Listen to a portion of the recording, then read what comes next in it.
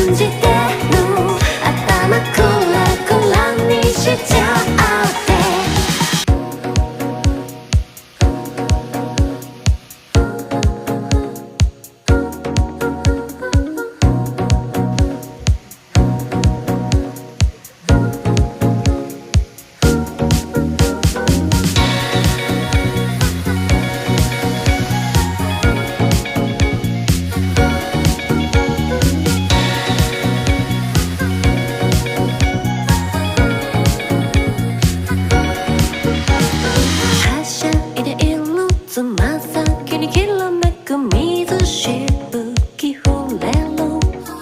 天気予報どこかから運んでくる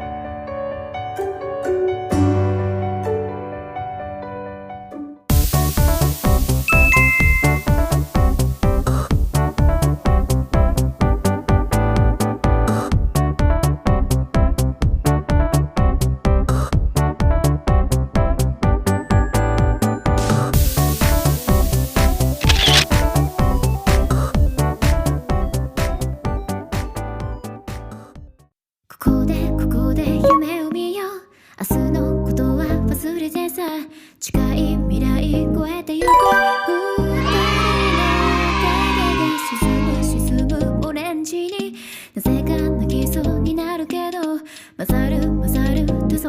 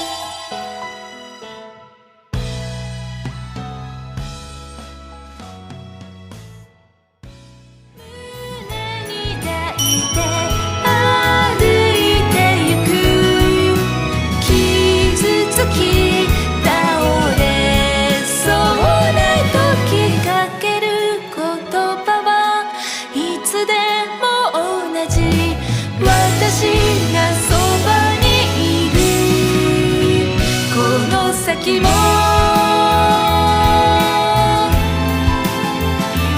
れからも